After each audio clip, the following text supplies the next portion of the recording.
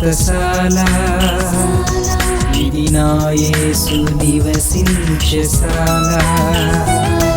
దేవునికి స్తోత్రములు కలుగును గాక, దేవునికి మహిమ కలుగును గాక. సర్వశక్తిమంతుడు అయినటువంటి దేవాతి దేవుడు మనందరినీ ప్రేమించి ఆయన ఇచ్చినటువంటి శుభదినాన్ని బట్టి దేవదేవుని స్తుతిస్తూ ఉన్నాను.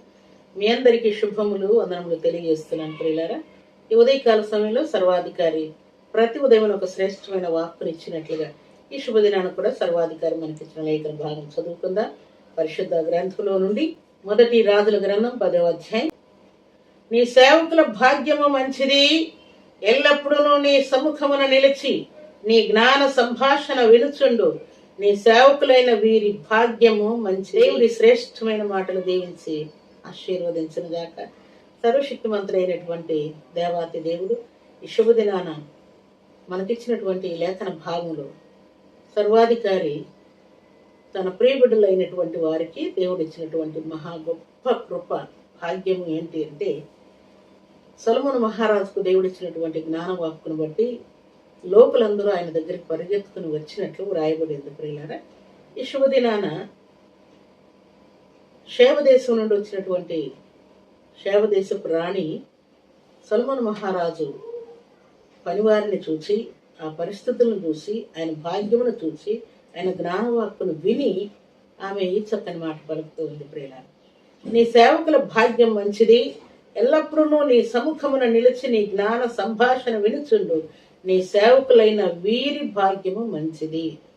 దేవునికి స్తోత్రములు కలుగును గాక.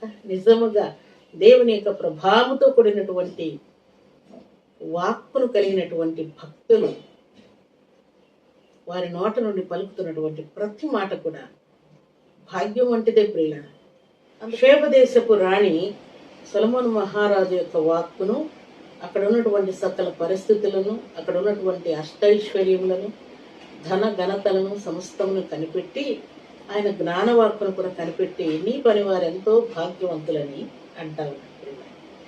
దేవునికి స్తోత్రములు కలుగును గాక. నిజముగా సొలొమోను మహారాజుదే గొప్ప భాగ్యం అనుకుంటే, సొలొమోను మహారాజుని కలుగు చేసి ఆయనకు జ్ఞానవాక్కునిచ్చి అష్టైశ్వర్యములను కలుగు చేసినటువంటి మన ప్రియరక్షకుని తండ్రిగాను, రాజుగాను, అధిపతిగాను కలిగి ఉన్నటువంటి మనమెంత భాగ్యవంతులమో చూడండి. ప్రియ దేవుని సన్నిధానంలో చేరి దేవుని యొక్క జ్ఞానవాక్కులు వినుట, ఆయన మందిరంలో చేరుట, ఆయన యొక్క పరిశుద్ధమైనటువంటి నీతి మార్గమును తెలుసుకొనుట, సత్య మార్గమును తెలుసుకొనుట, ఆజ్ఞానుసారముగా జీవించుట, విశ్వాసముతో జీవించుట, ప్రార్థనాపరులై జీవించుట, దేవుడు ప్రతి పూట ఏ వాక్కును ఇస్తున్నాడో ఆ వాక్కును వినుట మనకెంత భాగ్యమో చూడండి. ప్రియ సొలొమోను మహారాజు జ్ఞానవాక్యే భాగ్యం అనుకుంటే, సర్వశక్తిమంతుడైనటువంటి దేవాతి దేవుణ్ణి కలిగినట మనకెంత భాగ్యమో చూడండి. ప్రియులారా, ఈ ఉదయకాల సమయంలో సర్వశక్తిమంతుడైనటువంటి దేవాతి దేవుడు సెలవిచ్చిన మాట ప్రకారం యెషయా గ్రంథం 60వ అధ్యాయం 11వ వచనం చదువుకుంటే, జనముల భాగ్యము మీరు అనుభవింతురు అని దేవుడు అక్కడ సెలవిస్తున్నాడు. దేవుని ఆజ్ఞానుసారంగా జీవిస్తున్నటువంటి మన జీవితాలకు దేవుడు జనముల భాగ్యమును దేవుడు ఇస్తూ ఉన్నాడు. మనకు తెలియకుండానే జనముల భాగ్యం మనం అనుభవించేటట్టుగా దేవుడు కృప చూపిస్తున్నాడు. అలాగే జకరియా గ్రంథం 1వ అధ్యాయం 17వ వచనం చదువుకుంటే, నీవు ఇంకనూ ప్రకటన చేయవలసినదేమనగా, ఇక నా పట్టణములు భాగ్యముతో మరి ఎక్కువగా నింపబడును. దేవుడు తెలియజేస్తున్నాడు తన భక్తుల ద్వారా, నా ప్రజలను, నా పట్టణములను నా భాగ్యముతో నేను నింపుతానని దేవుడు సెలవిస్తున్నాడు. దేవునికి స్తోత్రములు కలుగును గాక. దేవుడు తన ప్రియబిడ్డలను భాగ్యవంతులుగా చేయుటకు, భాగ్యముతో నింపుటకు, ఆశీర్వాదములతో నింపుటకు, వారికి నెమ్మది కలుగు చేయుటకు, స్వస్థత కలుగు చేయుటకు, నిందల అవమానములన్నీ కొట్టివేయుటకు, వారిని ఉన్నతమైన స్థాయిలో ఉంచుటకు దేవుడు ఈ మాట సెలవు ఇవ్వమని ఆజ్ఞాపిస్తున్నాడు. ఈ ఉదయకాల సమయంలో వారికి కాదు ప్రియులారా, ఈ మాటలు వింటున్నటువంటి మనందరికీ కూడా దేవుడు భాగ్యముతో మిమ్మును మీ పట్టణాలను నేను నింపబోతున్నానని దేవుడు మాట్లాడుతున్నాడు. దేవుని స్తోత్రములు కలుగును గాక. ఈ ఉదయకాల సమయంలో మీ ప్రయత్నాలన్నీ సఫలమగును గాక. దేవుని యొక్క భాగ్యముతో మీరు నింపబడదురు గాక. సమస్త కీడు, కష్టం, నష్టం తొలగిపోవును గాక. అపవాది క్రియలన్నీ లయమైపోవును గాక.